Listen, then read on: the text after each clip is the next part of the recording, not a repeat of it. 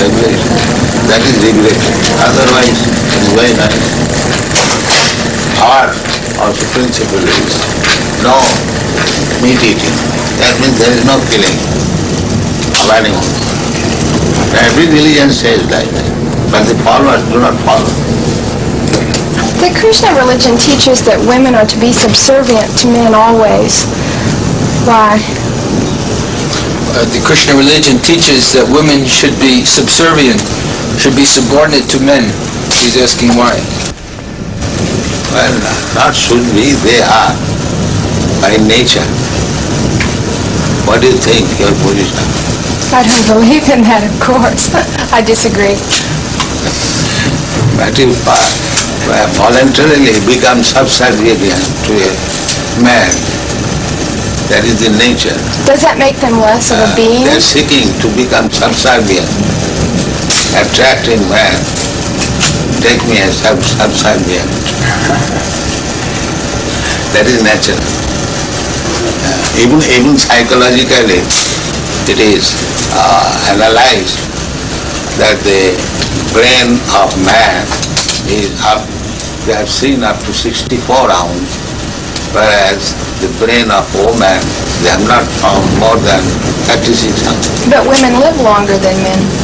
Huh? Women live longer than men. Not necessarily. So we got you. Sometimes it is. My grandmother lived about 100 years. My mom. So sometimes it happens. You see, now It is not restricted among women. There are men also. how old is the movement? Right. From historical point of view, it is about 5,000 years old. Why has it just begun to really catch on in the Western world? I mean, just recently, in recent years, has it begun to sweep the Western world? Why is this? The Western people are seeking something like that. So as soon as they got it, they captured it. The Western world, the younger generation were being frustrated with the hippie movement.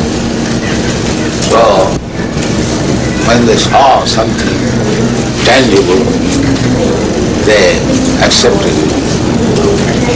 What things would, if everyone in the United States believed in Krishna to the extent that you do, what would happen to this country?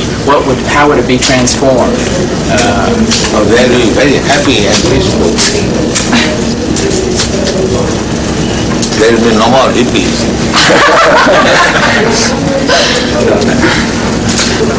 What would you describe as a hippie? Someone who smokes. You know better than me. Something extraordinary. Do you feel like that? How do you respond to this? How should people who follow your beliefs? How should they respond to other people who are criticizing them and for the way that they? This criticism, you criticize me, I criticize you. That is going on. Even there is no change of dress. It is man's nature to become envious, to criticize others. That is material nature. So you think that they're envious because they're criticizing? Yes. Because of the happiness that the people have? Certainly. Sometimes they inquire, are you Americans? Because they never saw Americans so peaceful. And in the priests also, they very much appreciate. In Melbourne, the Bishop of Melbourne and the head of the Scottish Church and many church people, they very much appreciated, invited me and talked. And in a society of that, San Francisco, there were 100 hundreds of fathers. The meeting was attended. I spoke for 1 hour, and they very much appreciated. I applauded for 10 minutes, and they accepted. It's very good. And Reverend Paul, he gave declaration that we have no alarm from the Krishna movement. Do you, this is your 3rd visit to Dallas, is that correct? I think 3 or 4. third. Why was Dallas selected as the point to establish the school? I believe this is the first school, isn't it, in the United States to be established? Why was Dallas particularly chosen for the school? That's Krishna's choice.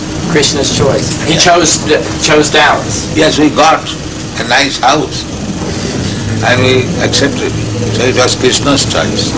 Where does the Krishna National or the International Krishna Organization get its funds? From simply donations? They've been criticized occasionally for being very wealthy. Yeah, that is our reputation. Even in Indian Parliament, this question was raised.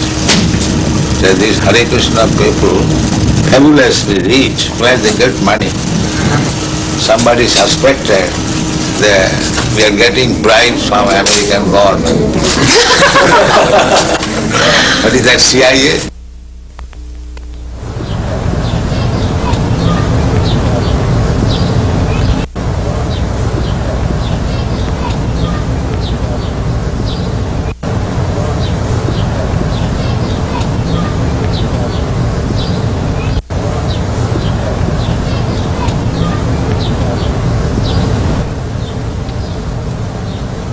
So if you are theologians, then you must know what is God and abide by God.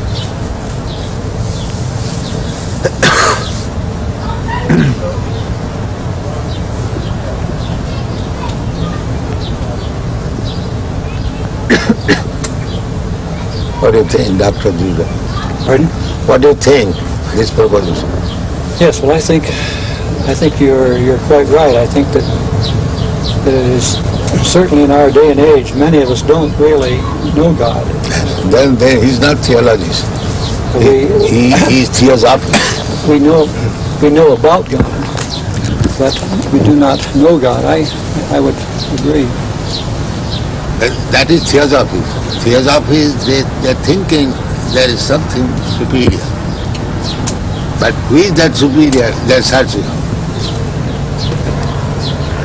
The same thing. A boy, he knows I have a father. But who is my father? I don't know. But that you have to ask his mother. Alone he cannot understand. So our proposition is that if you do not know God, and here is God, Krishna, why don't you accept it? You do not know, first of all. And if I present here is God, then why don't you accept it?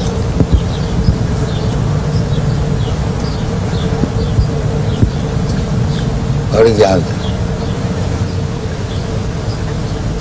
We are presenting God, here is God.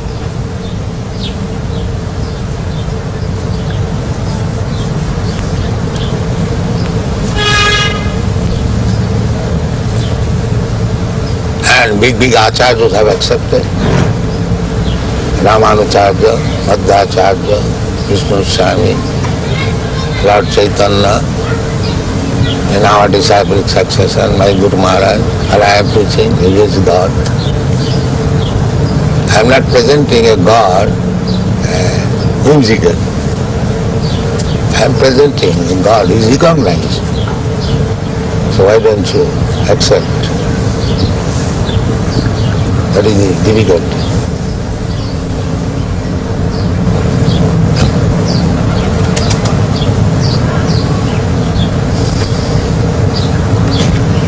I suppose one of the difficulties for certainly many in the older generation is that we follow certain patterns of life, and we are not serious about God. And it is difficult to change.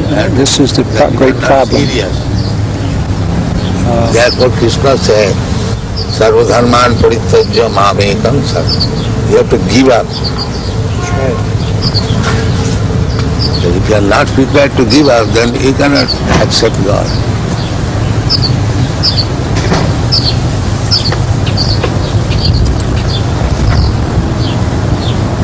I think you're being a little unfair to Dr. Crossley. I think what you say is true, that it's the most important thing we can do is to seek and know God. But I don't think it's right